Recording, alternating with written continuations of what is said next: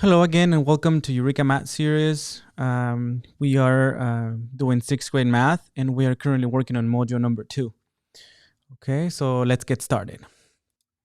Okay, so today we're going to focus on lesson number 7. Lesson number 7 of module number 2, the relationship between visual fraction models and equations.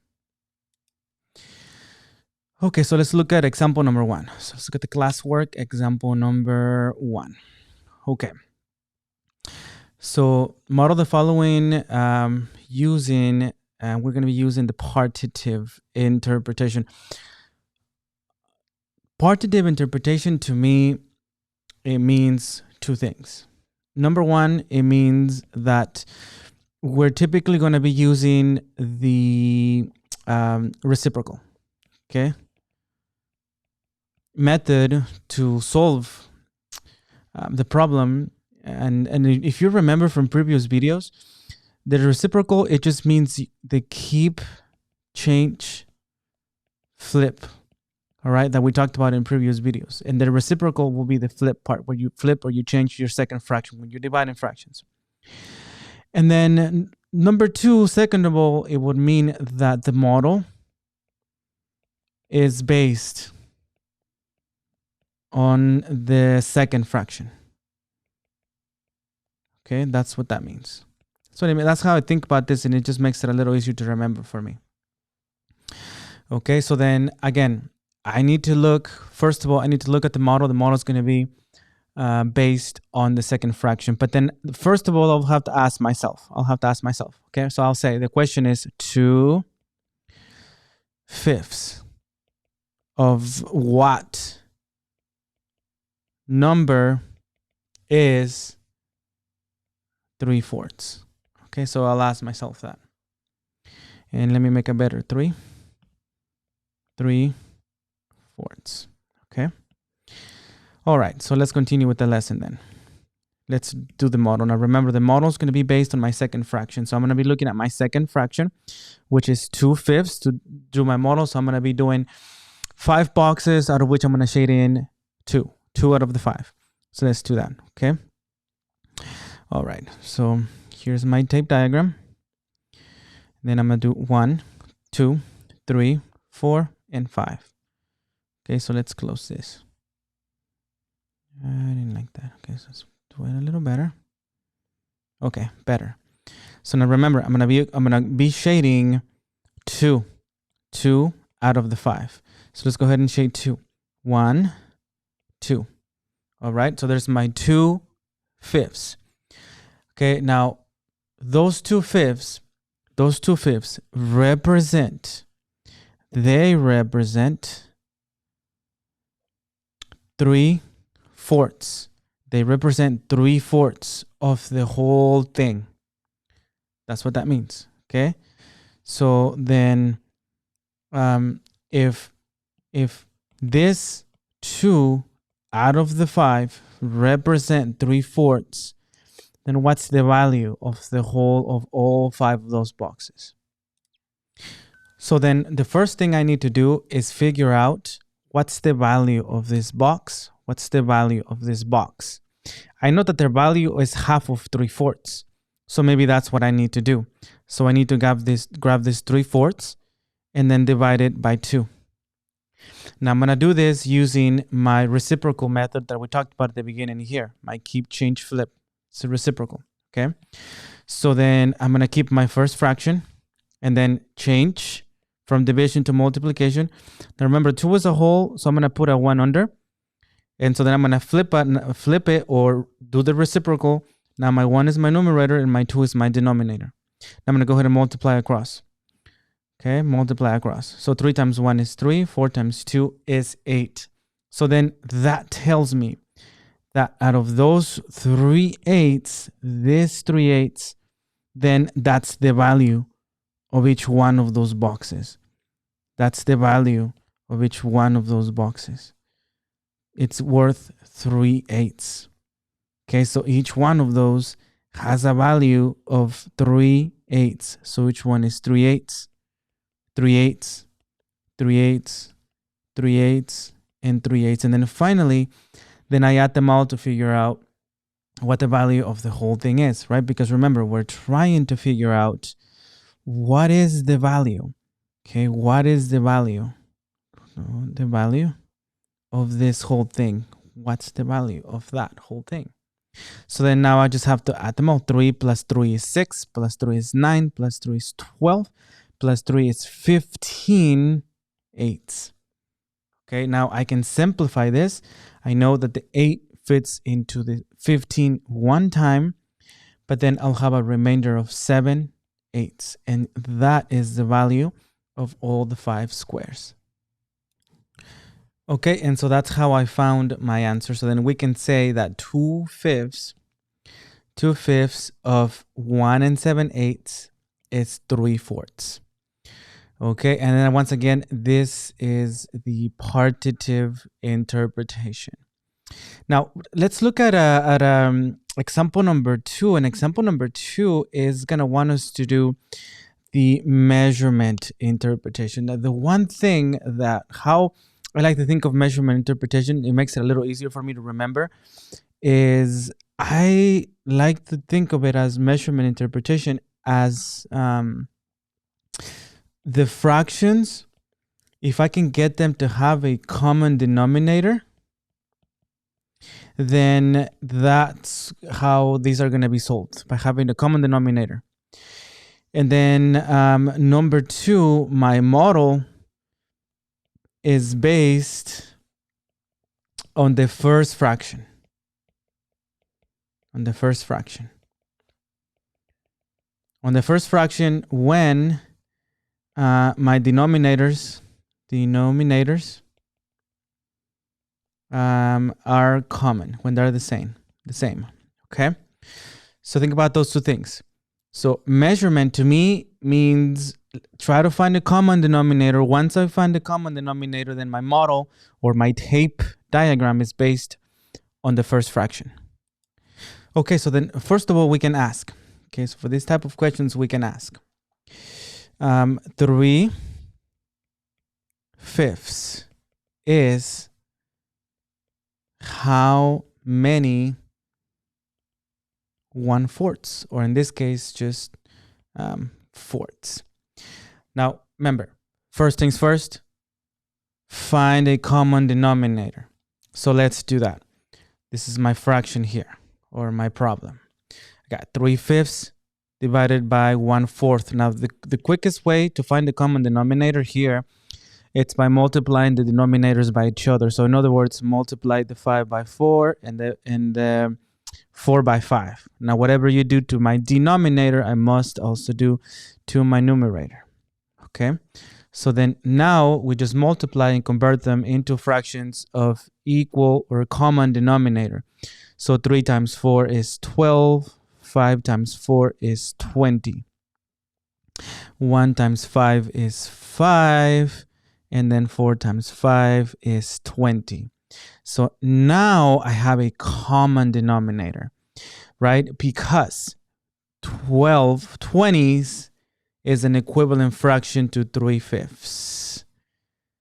5 20s is an equivalent fraction to 1/4. Okay, so then they are the same fractions. I just made them a little bigger so that my denominator can match. That's typically a feature of measurement interpretation. Now, once I have them this way, then I'm going to do my model, but this time based on the first fraction. So then I'm going to need 20. Okay, I'm going to need 20, and then I'm going to need to shade in 12. So let's see. Okay, let's do this. So, okay. All right, so 1, 2, 3, 4, 5, 6, 7, 8, 9, 10, 11, 12, 13, 14, 15, 16, 17. Let's make this a little bigger. 17, 18, 19, 20. Okay, now let's close this. Okay, so now I'm going to go ahead and need to shade 12 out of the 20. So let's shade 12. So that's 1, 2, 3, 4, 5, 6, 7, 8, 9, 10, 11, 12. So once again, I am shading 12. Okay, I am shading 12 out of the 20. That's what I'm doing there. Okay, so 12 out of the 20. Now what I will need to do is then I'm going to look at the second fraction, which is 5 20s, and then I'm going to need to break the shaded boxes into groups of 5 20s. And the number of groups I'm able to break or I'm able to make out of this, that's my answer. So let's do this. Okay, so then we count 1, 2, 3, 4, 5. Okay, now this is 5 out of the 20. That's one group. That's one. Count another 5. 1, 2, 3, 4, 5. That's 5 out of the 20. That's another group. I need a third group because I have some remaining, right? So, but remember, they need to be 5. So 1, 2, 3, 4, 5. Okay, but in this case, notice that I was only able to shade 1, 2 out of the 5. So I was only able to shade 2 out of the 5. So then my answer is, how many groups did I make? I made one group, I made 2 groups, and then 2 out of 5. So my answer is 2 groups and then 2 out of 5. And that's my answer there. Now, I do also want to point out that when you have common denominators, for example here, okay, notice that once my denominators are the same, I have common denominators, then my denominators simply cancel. They cancel, and my answer is 12 divided by 5. It's my numerators, 12 divided by 5. So that's my answer, 12 divided by 5. I simplify this.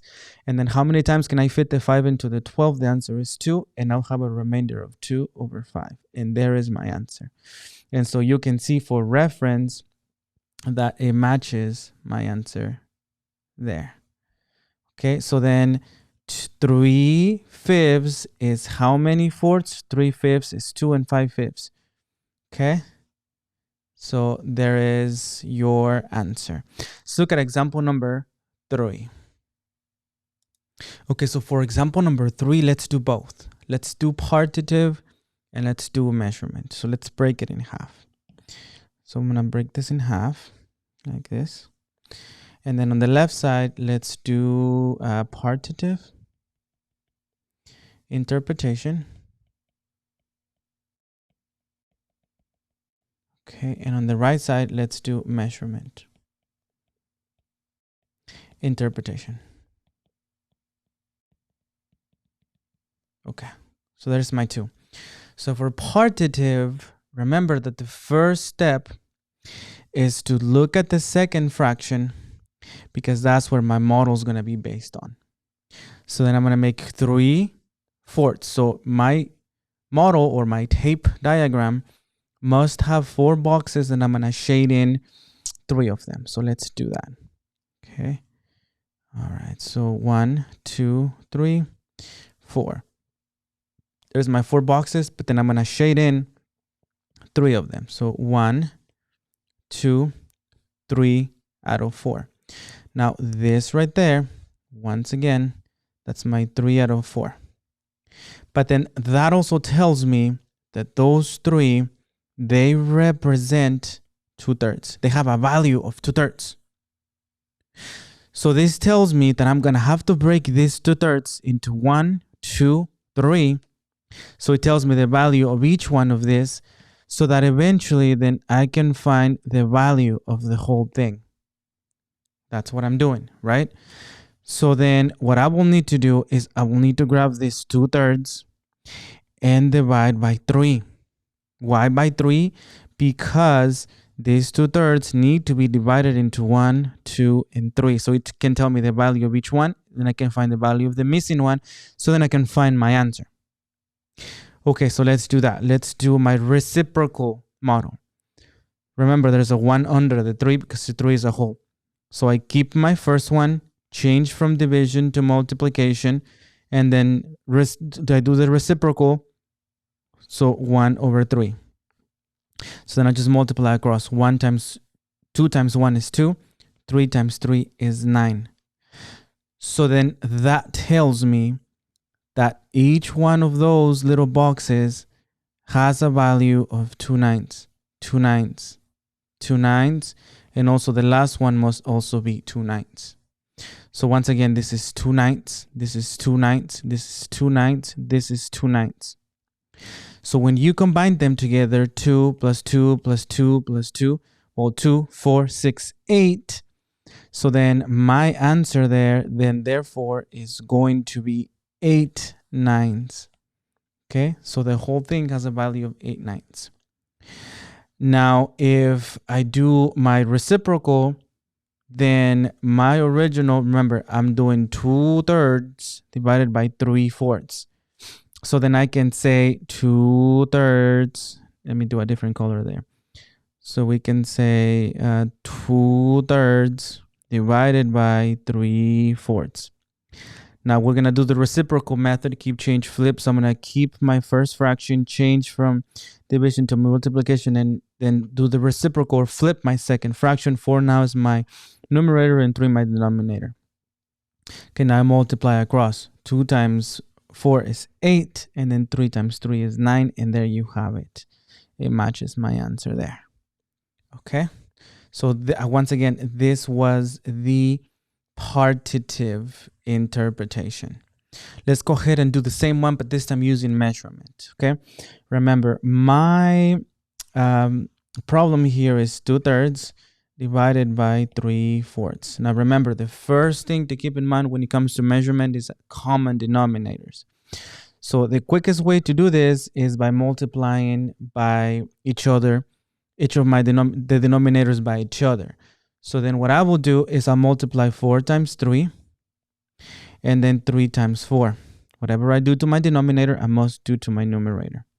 Okay, so then I do the multiplication. 2 times 4 is 8. 3 times 4 is 12. Divided by 3 times 3 is 9. 4 times 3 is 12. Okay, so there's my new set of fractions, equivalent fractions. So now what I'm going to do here is this time I'm going to do my model based on the first fraction. Okay, so there it is. So then again, I need 12, but I'm going to only shade 8. Okay, so let's do that. Okay, so here's my model. So 1, 2, 3, 4, 5, 6, 7, 8, 9, 10, 11, 12. Close this. And I'm going to shade in 8 out of the 9. So 1, 2, 3, 4, 5, 6, 7, 8 out of 12. Okay, so there's my 8 out of 12. So over here, there's my 8 out of the 12. But then I'm going to look at my second fraction and I'm going to try to make groups of 9. Groups of 9. So then I'm going to count. Okay, so let's count. 1, 2, 3, 4, 5, 6, 7, 8, 9. So notice that my first group, okay, I'm going to need to include 9. So what I want you guys to notice here is that I wasn't even able to make even one group. I couldn't even make one group. The only thing I was able to do is shade 8 out of 9, and that's my answer there. Okay, so then if we want to do, let's see the measurement interpretation and see how common denominators work is, once again, if I have 3/4 and I divide, it's 2/3.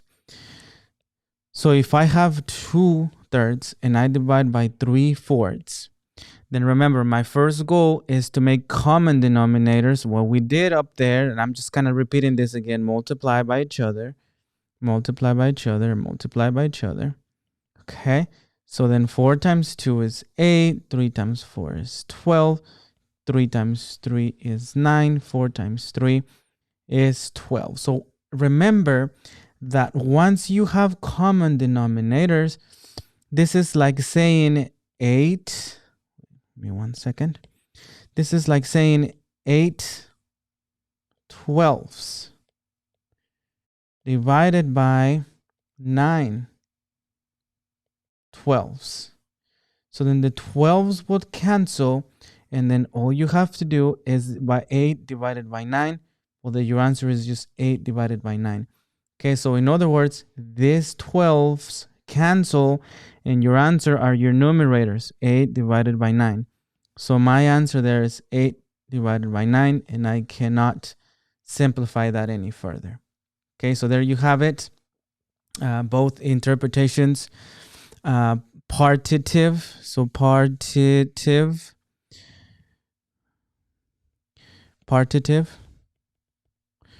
and measurement. Partitive interpretation, measurement interpretation. Pick what you like.